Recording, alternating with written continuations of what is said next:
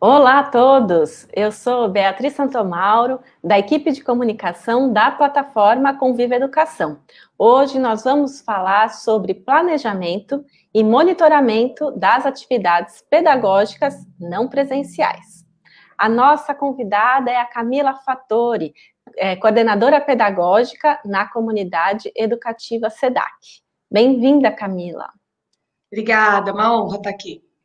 Joia.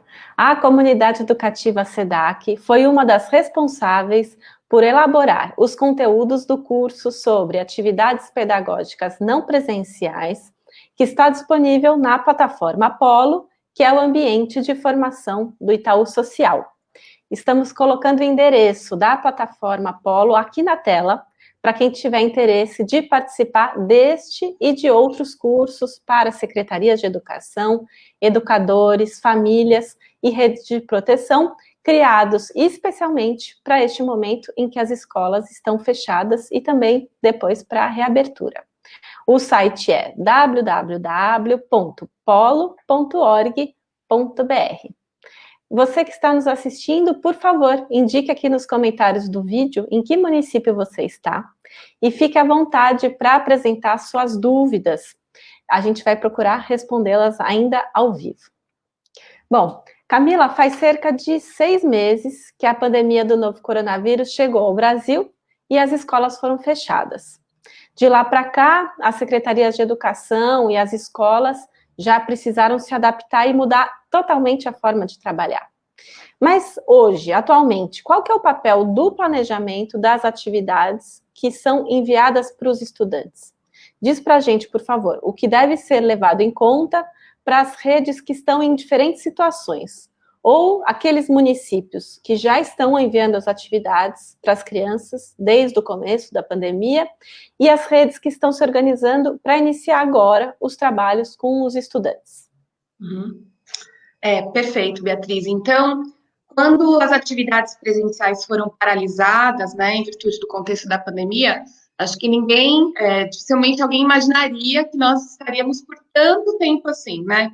Então, mesmo aquelas redes que começaram rapidamente, se organizaram para disponibilizar as atividades remotas, temos essas, né, que conseguiram se organizar rapidamente, e um contínuo aí grande de outras que aguardaram, até no sentido de entender se logo ia retornar, se iam poder fazer uma reposição, inclusive pensando na questão de equidade, de que os estudantes pudessem não ter condições tão diferentes, né, de estudo.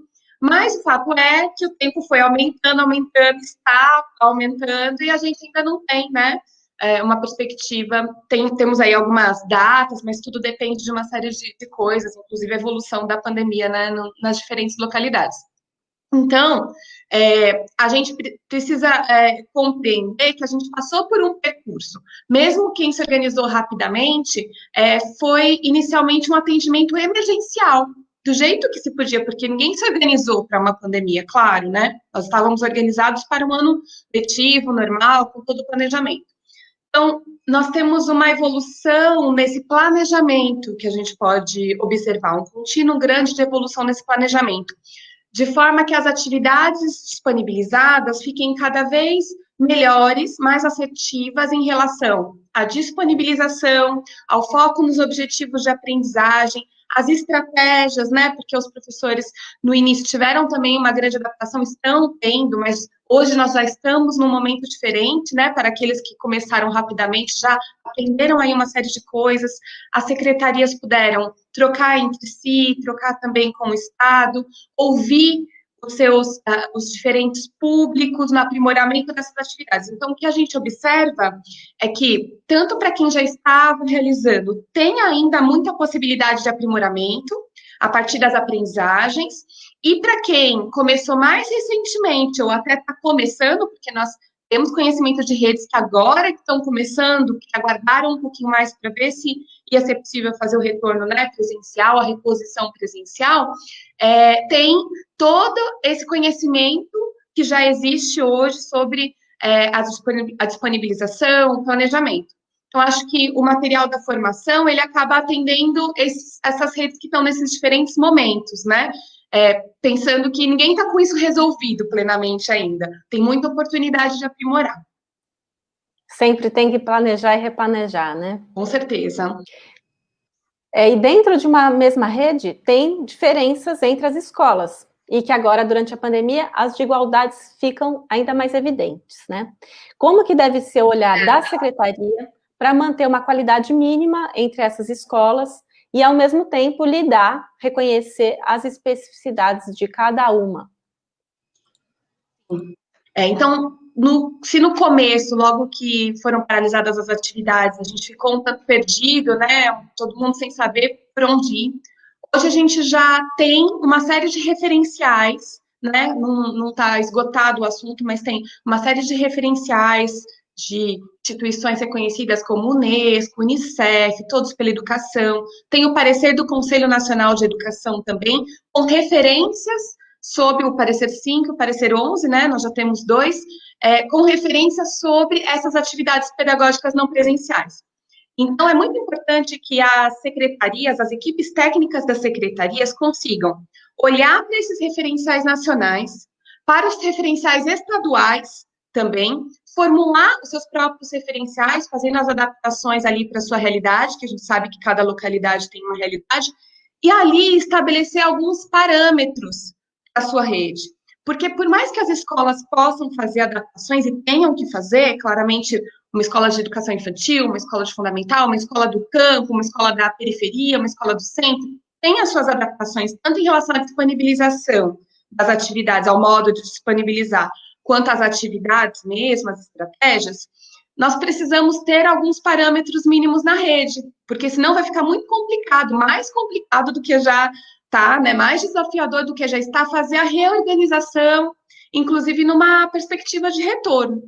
Então, imagina, por exemplo, que uma escola da rede de fundamental decide fazer tantas horas de carga horária de atividades, e a outra decide fazer 2 vezes mais, e a outra decide fazer metade, né? Então, como é que fica a reorganização desse calendário no retorno? Imagina que as habilidades que essas escolas resolvem, né, com seus professores, resolvem ensinar, são muito diferentes. Como eu vou fazer uma reorganização curricular na minha rede? Como eu vou conseguir fazer uma formação dessas equipes para dar conta da retomada, da recuperação?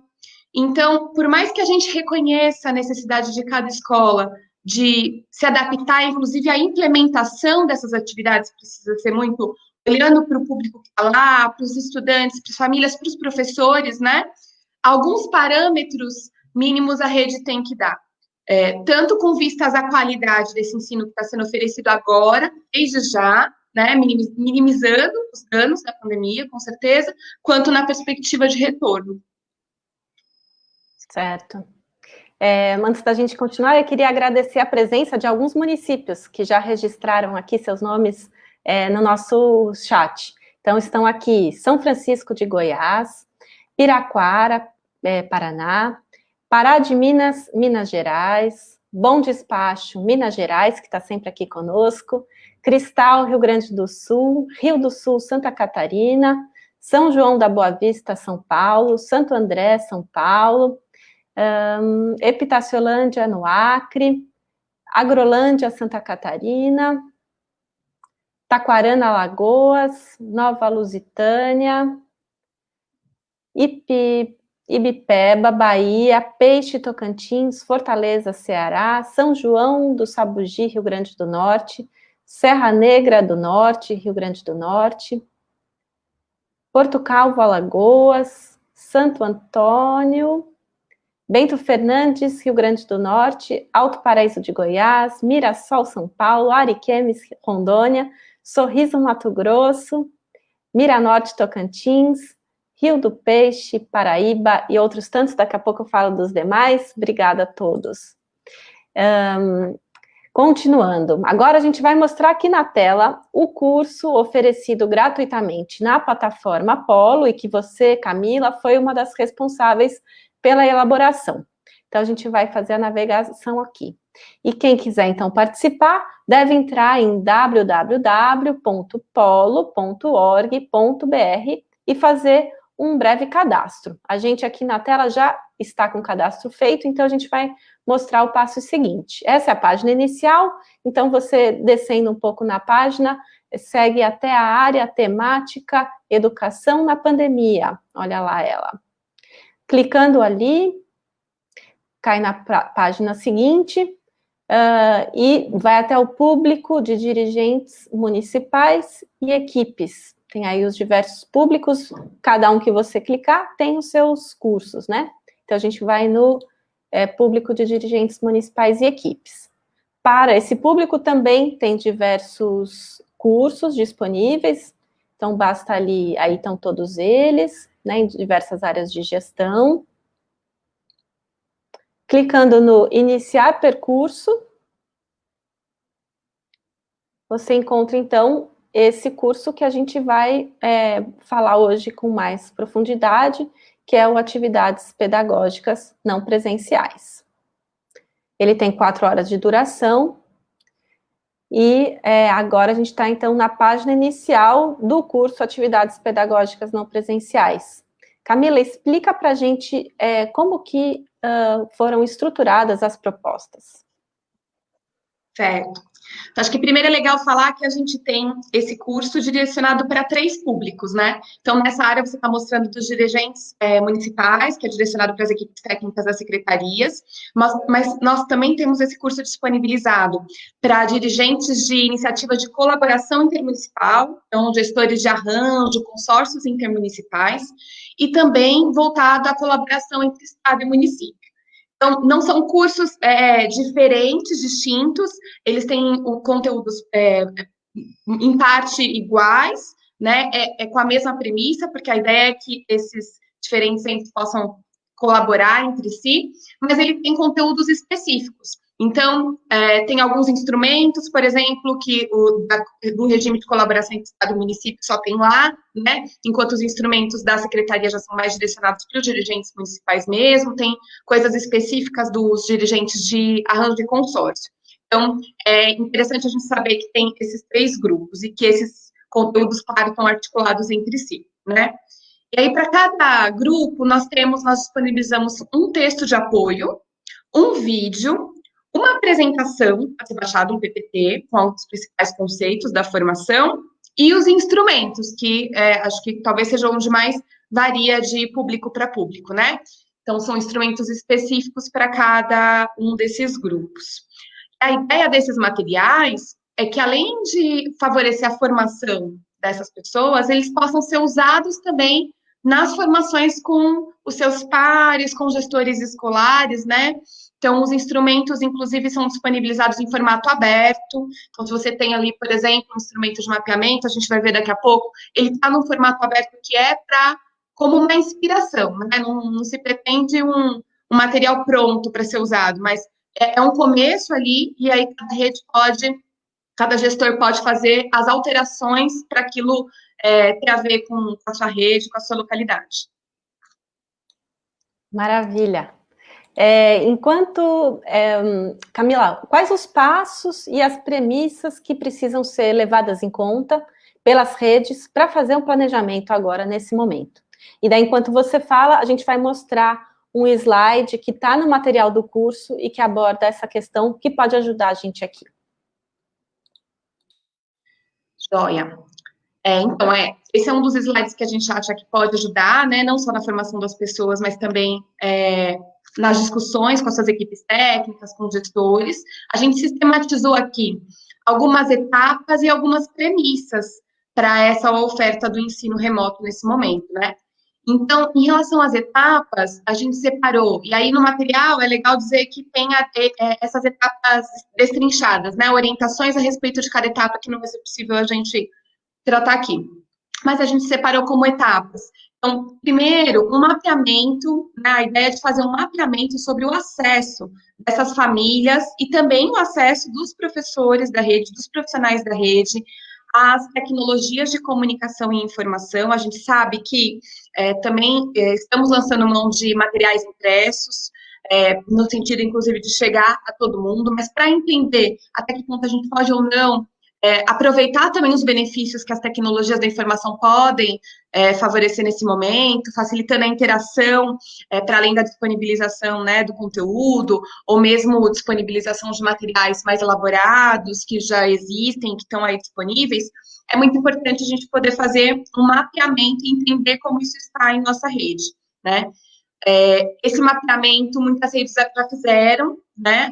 Podem fazer outros devido ao tempo que a gente tem, né? De pandemia, que algum cenário pode ser modificado, e mesmo aquelas redes que ali na emergência começaram a disponibilizar as atividades sem poder fazer esse mapeamento, né? Ainda é tempo, porque o mapeamento está ligado não só ao início do ensino remoto, da disponibilização desse ensino, mas também ao aprimoramento, ele pode ajudar no aprimoramento.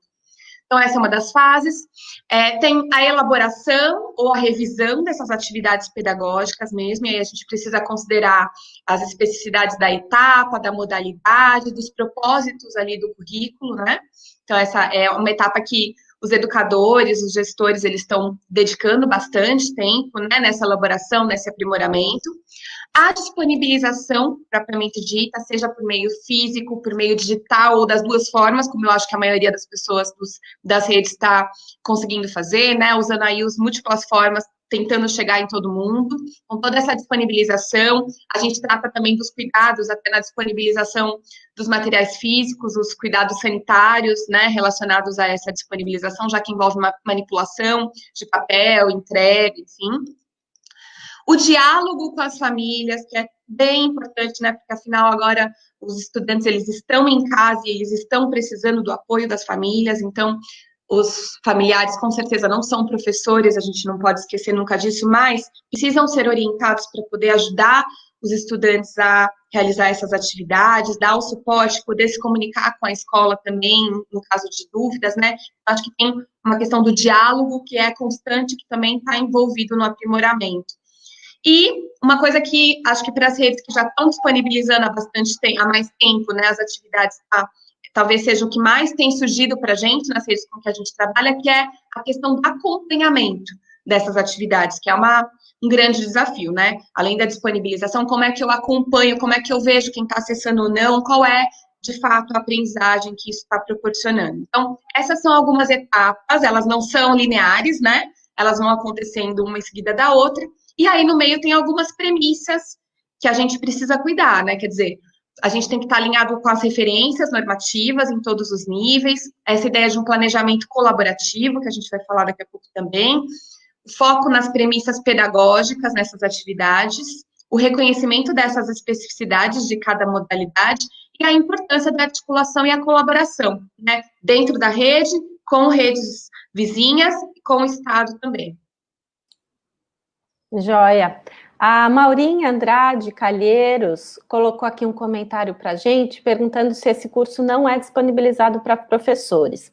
Então, na plataforma Polo, tem cursos direcionados especificamente para determinados públicos, né? Para professores, para famílias, para dirigentes, para redes de proteção. Então, os cursos para professores são mais adequados para o público de professores. Mas esse curso que a gente está mostrando aqui também pode ser feito pelos professores, talvez nem tudo seja tão próprio da atividade por ter mais o foco na gestão. Perfeito. Certo, Camila? Qualquer pessoa pode acessar, né, cadastrando, mas claro que ele vai ter conteúdos que vai poder aproveitar e outros são mais específicos de gestão, mas está disponível sim. Joia. Legal. Maurinha, espero que a gente tenha resolvido aqui a dúvida. Bom, e no curso que a gente está mostrando aqui, há alguns instrumentos que podem ser usados pelas secretarias de educação e adaptados conforme as diferentes realidades, como você disse para a gente, né, Camila? A gente vai mostrar o instrumento que indica como fazer o mapeamento de acesso à internet, tanto dos professores quanto das famílias. Enquanto isso, a Camila explica para a gente o objetivo desse material e por que é interessante usá-lo. Talvez vocês não tenham tanta possibilidade de leitura, né, dos detalhes aí do instrumento, mas eu acho que é interessante, de qualquer forma, a gente mostrar, e a Camila aqui nos explica, por gentileza. Sim, perfeito. Então, é um dos nossos instrumentos. Ele retrata aquela etapa do mapeamento, que, como eu comentei, não precisa ser só no início, ela pode ser feita ainda com vistas ao aprimoramento dessas atividades. E a ideia é que a gente possa, por meio de algum instrumento, esse aqui é só um modelo para começar a pensar, ouvir as famílias e os professores sobre o seu acesso às tecnologias, né? A gente sabe que quando a gente consegue fazer, por exemplo, mediações, momentos síncronos com os estudantes, momentos em que todos estão ali ao mesmo tempo é muito importante, né? Porque esses estudantes estão em casa, poder estar com os professores, poder estar com seus colegas, e também usufruir desses materiais que já existem ou que a rede pode elaborar e que sejam disponíveis digitalmente. Então, assim, a gente poder compreender qual é o cenário de tecnologia, tanto para professores quanto para as famílias, é importante para que a gente possa incluir essas tecnologias no nosso ensino remoto e lidar com as situações onde ela não existe, tentando minimizar os danos, né? Então, se eu estou disponibilizando ali fisicamente um material, por exemplo, porque eu sei que aquela família não tem a disponibilidade de um equipamento tecnológico, como é que eu vou fazer para ter um atendimento diferenciado para esse estudante, visto que ele não vai ter as outras oportunidades de interação que se pode fazer, né? É claro, para que as secretarias possam, diante desse cenário do mapeamento, pensar também, apoiadas aí por parcerias e por toda a conversa que tem sobre isso, ampliar o acesso, né, na medida do possível, desses estudantes e desses professores. Joia. E o que muda no planejamento das atividades não presenciais para a educação infantil, para os anos iniciais e para os anos finais?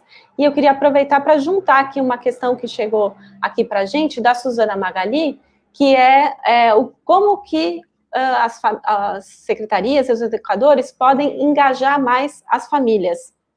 Então, não sei se você conseguir aí juntar nessa sua resposta. Tá, vamos tentar.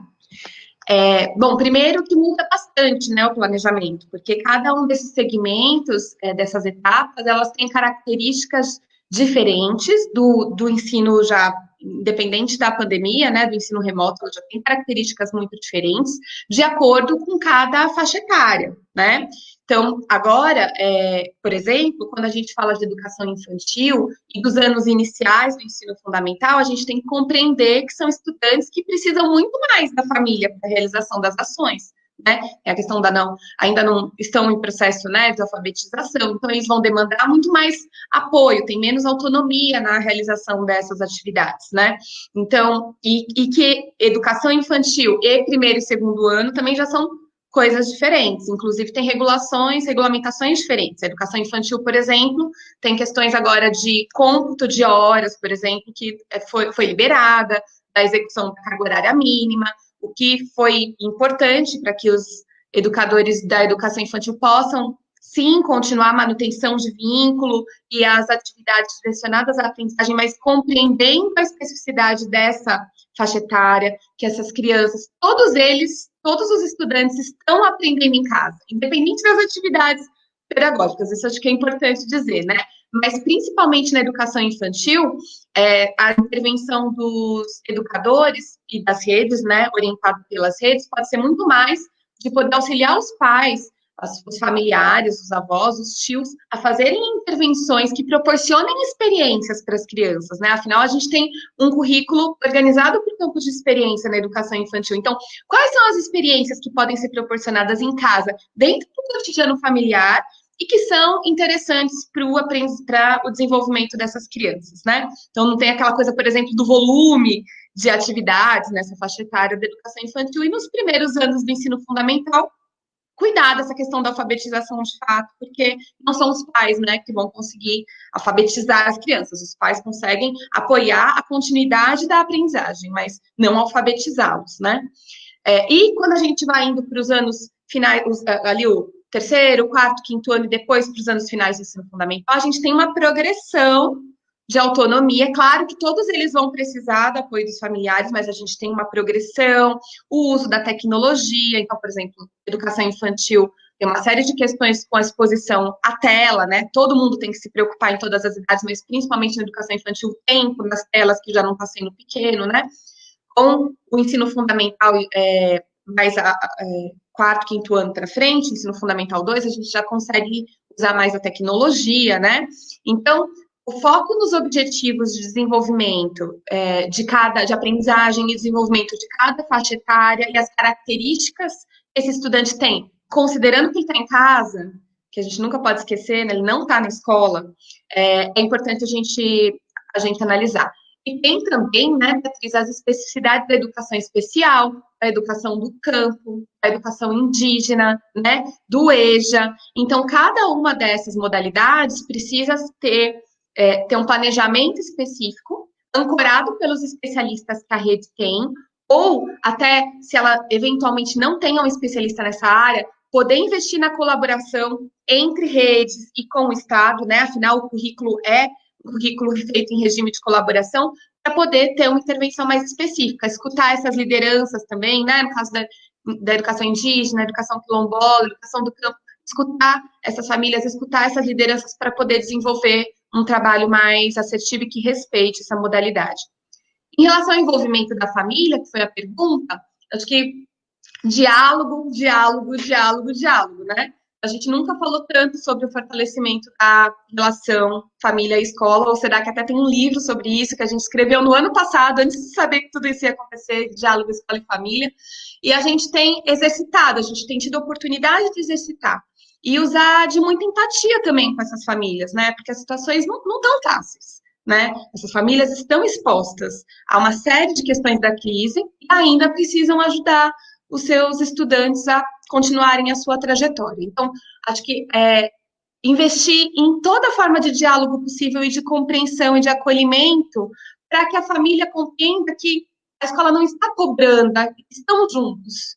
Nesse momento, mais do que nunca, estamos juntos. Se cada um não fizer a sua parte, os danos vão ser maiores. Os danos já estão postos. Mas se a gente não conseguir fazer um trabalho integrado e compreender que a gente tem o mesmo objetivo, a gente pode falar, às vezes, linguagem diferente, pode ter ruído na comunicação, mas o objetivo é que a criança aprenda, que o jovem aprenda. Então, se a gente conseguir estabelecer essa relação mesmo de parceria e dizer, olha, eu estou junto com você, acho que é maior a possibilidade de ter bons resultados. Muito bacana. E ainda sobre essa questão das famílias, a gente fez recentemente um vídeo ao vivo aqui no Facebook também do Conviva, sobre brincadeiras que podem ser feitas com as famílias, com as crianças, pelas famílias, né? Então, nesse momento ainda em que as crianças estão em casa e também para outras oportunidades. Então, se vocês quiserem assistir, está disponível tanto no Facebook quanto no YouTube do Conviva. E assim como esse vídeo que a gente está fazendo com a Camila, ele também foi baseado num curso disponível gratuitamente na plataforma Polo. Então, tem essas duas possibilidades, né, de ter, assim, um gostinho do conteúdo assistindo ao vídeo e também fazendo o curso na plataforma Polo, ali no público de famílias, tem esse curso de brincadeiras feitas entre famílias e suas crianças. Aqui no rodapé do nosso vídeo, tem o endereço desse vídeo que eu estou comentando para vocês. Então, o endereço é o www.conviveeducação.org.br/galeria/472. A Caroline Silva Oliveira pergunta se esse instrumento que a gente mostrou agora há pouco vai ser disponibilizado. Então, eu já vou tentar responder aqui, Camila, qualquer coisa você me complementa. Esse instrumento, Caroline, assim como a imagem que a gente mostrou anteriormente, que vamos mostrar ainda aqui na transmissão, ele faz parte do curso gratuito na plataforma Polo, chamado Atividades Pedagógicas Não Presenciais. Então, ele compõe o curso e ele pode ser baixado, salvo no seu computador, ou também impresso e também adaptado, certo, Camila? Muitos dos instrumentos, eles estão em Word, alguns estão em PDF, então, também para serem adaptados conforme as realidades, é isso? É um começo de conversa o instrumento, né? Inclusive, a conversa das equipes para a adaptação pode ser muito formativa, né? Quando eles olham para esse instrumento, como que a gente faz para atender aqui a nossa necessidade, para a gente conseguir ver aqui a nossa rede. Isso pode ser bastante formativo, é um momento de planejamento colaborativo. Perfeito, legal. Então, ainda pensando, né, nessas diferenças entre a educação infantil, anos iniciais, do fundamental, anos finais, vocês fizeram instrumentos para apoiar nesse planejamento, né? A gente vai mostrar aqui na tela um instrumento para os anos iniciais do ensino fundamental. Esse aqui também é em Excel, então, assim como a Caroline nos perguntou, né, se ele vai ser disponibilizado, sim. Ele é um arquivo de Excel que, então, também você pode ou usar do jeito que ele está, ou alterar o que for necessário. Explica para a gente, por favor, Camila, como funciona esse instrumento e por que ele é importante. Legal. Então, como eu comentei, uma das necessidades, assim, que foi acho que no começo talvez ela não tivesse tão posta. Com o tempo da disponibilização e com as orientações que foram sendo elaboradas, inclusive o parecer 05 do Conselho Nacional de Educação, que foi homologado pelo MEC, ficou mais claro que seria importante fazer uma sistematização do que está sendo oferecido como ensino remoto, não só pela qualidade dessa oferta, mas também pelo cômputo como carga horária letiva.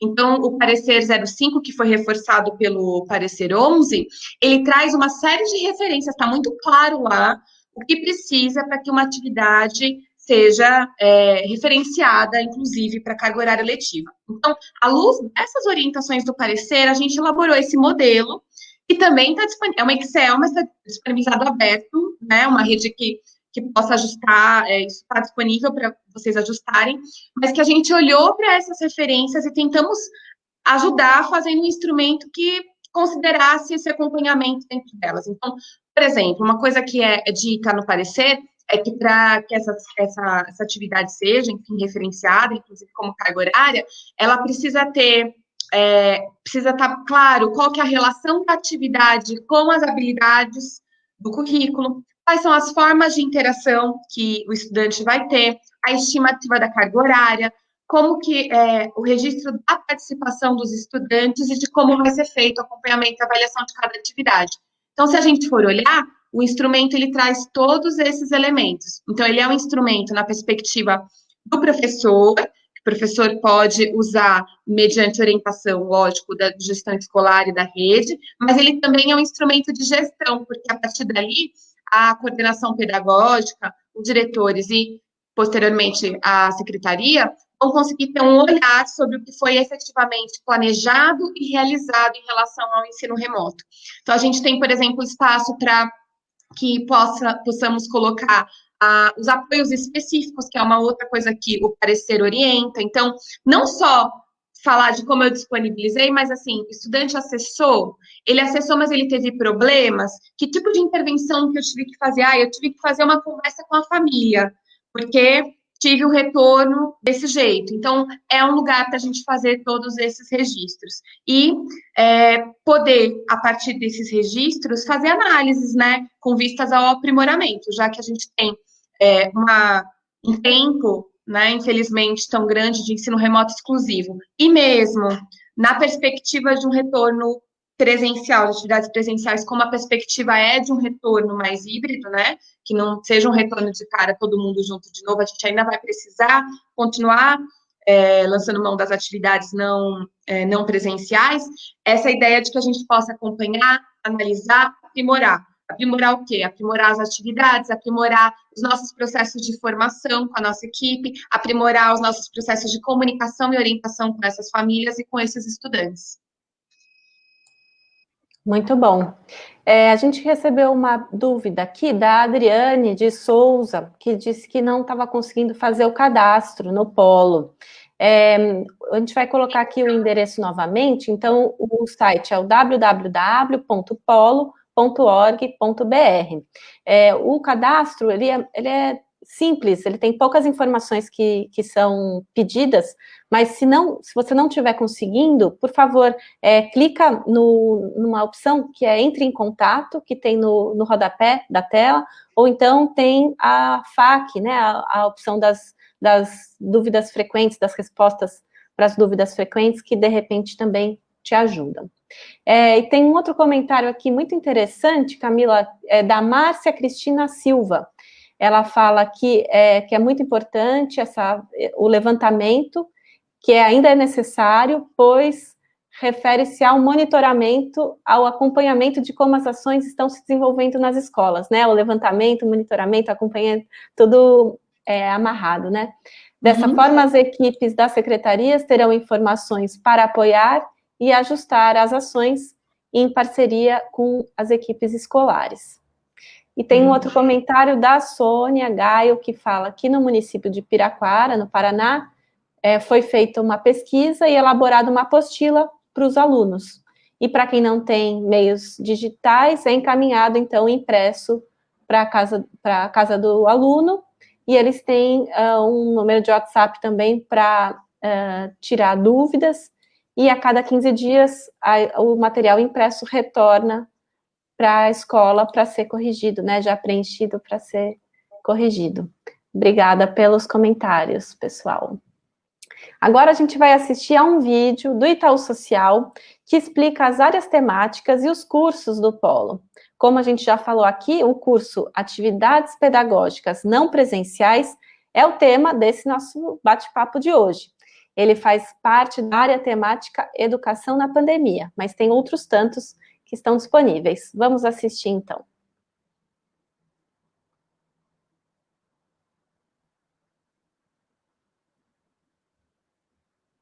São Paulo, um ambiente de formação para quem atua na melhoria da educação.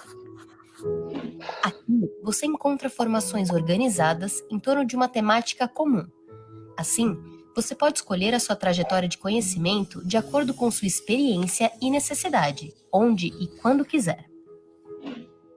Em meio aos novos desafios que impactam a educação, causados pela pandemia do coronavírus, o Itaú Social criou o Educação na Pandemia, que reúne conteúdos e ferramentas para responder aos efeitos negativos da crise. Ele está dividido em 3 eixos.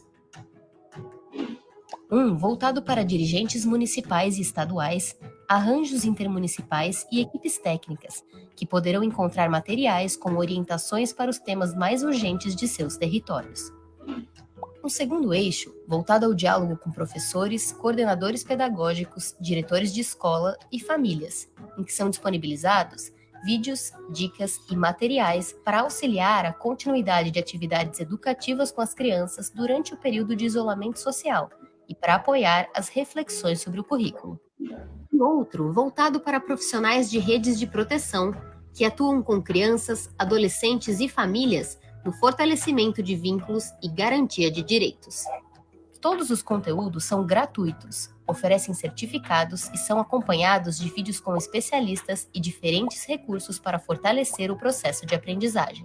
Assim, esperamos oferecer as orientações e instrumentos necessários para auxiliar redes de educação e de proteção de direitos, gestores, profissionais da educação, órgãos públicos, organizações da sociedade civil e famílias a lidarem com os inúmeros desafios desse momento tão delicado. Acesse as formações e confira.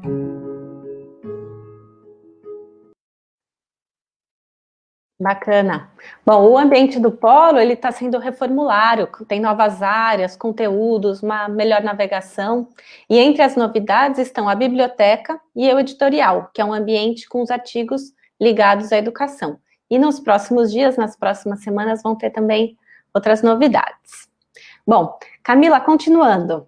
Pela experiência de vocês e o contato com as secretarias, o que está contribuindo para que as redes aprimorem as atividades pedagógicas não presenciais que estão realizando? O que parece fazer a diferença para essa melhoria contínua? Isso é bem legal, porque quando a gente elaborou o material, a gente já estava atuando, apoiando as redes. Então, o material foi muito elaborado, muito pensando nessa experiência mesmo, no que tinha ali de pertinência para as redes, né?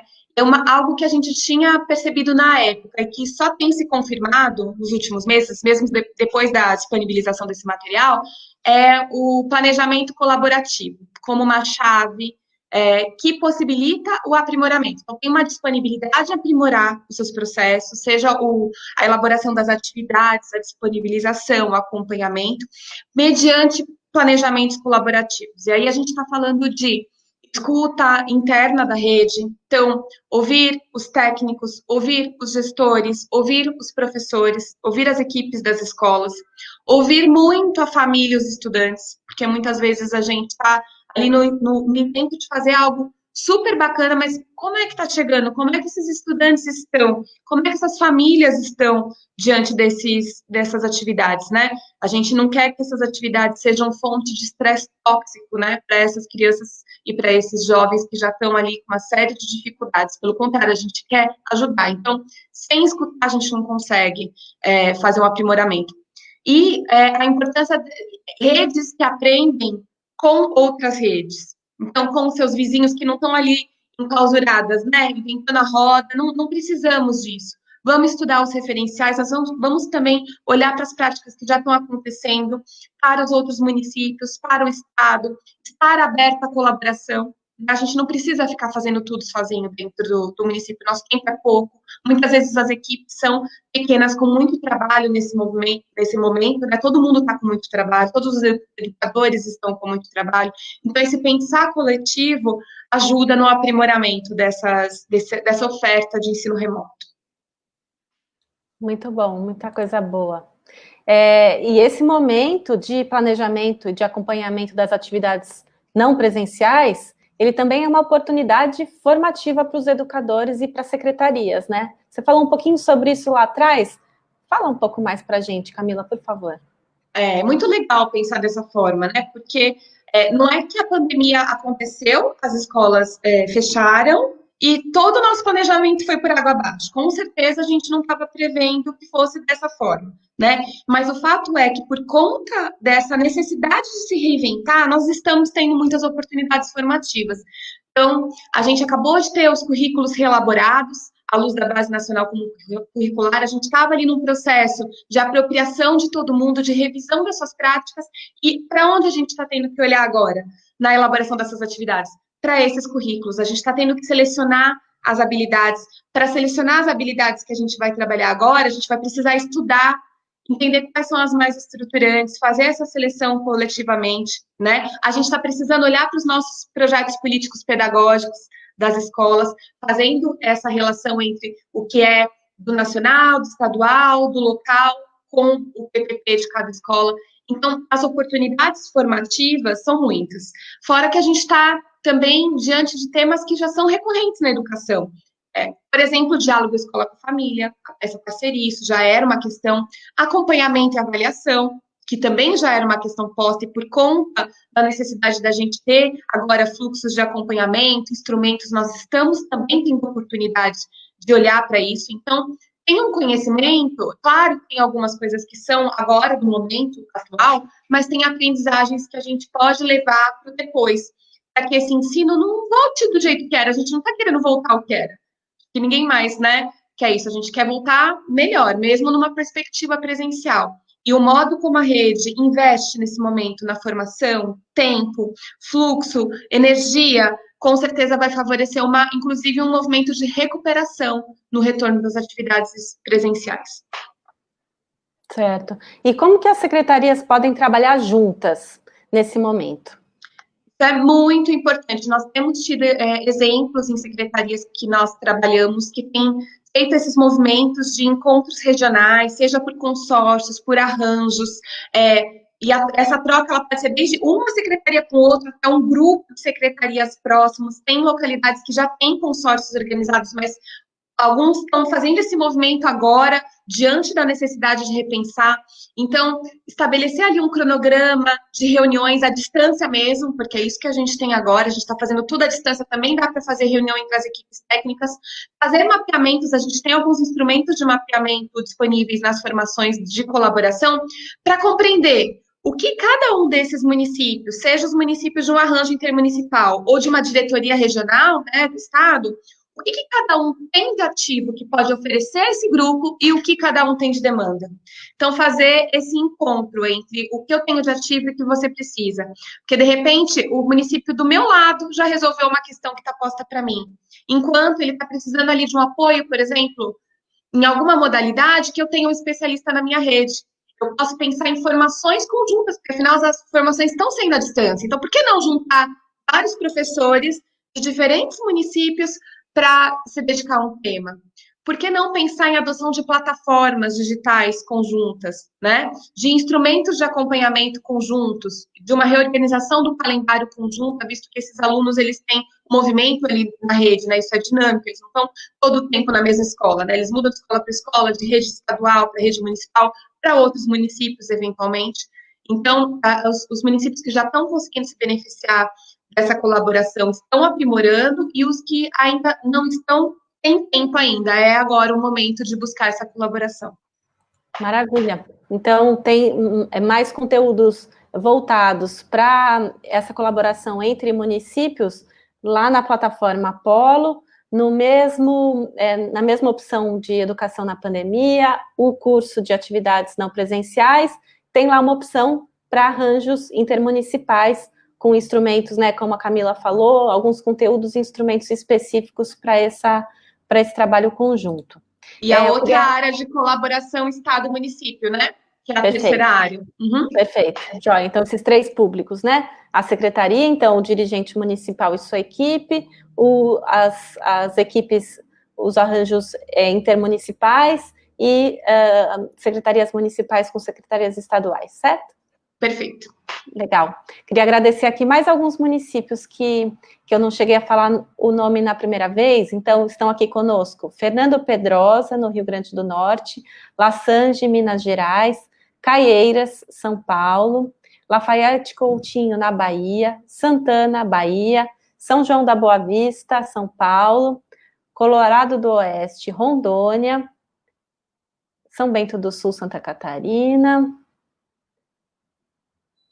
Taquarana, Alagoas, Matupá, Mato Grosso, Ipanguaçu, Rio Grande do Norte, Serrinha dos Pintos, Rio Grande do Norte, Arenápolis, Mato Grosso, Novo Jardim, Tocantins, Brejinho, Rio Grande do Norte, espero ter falado, Anastácio, Mato Grosso do Sul, espero ter falado todos ou quase todos. Muito obrigada pela presença de todos. Esse vídeo vai continuar disponível aqui no Facebook do Conviva, também na galeria de vídeos da plataforma, na íntegra. Então, se você perdeu o início dele, não deixe de assistir. Então, muito obrigada, Camila, pela presença, obrigada a todos pela discussão, aprendi um monte aqui com você. Obrigada a vocês pela abertura e obrigada por todo mundo que veio com a gente nesse papo. Isso aí. Obrigada, gente. Até a próxima.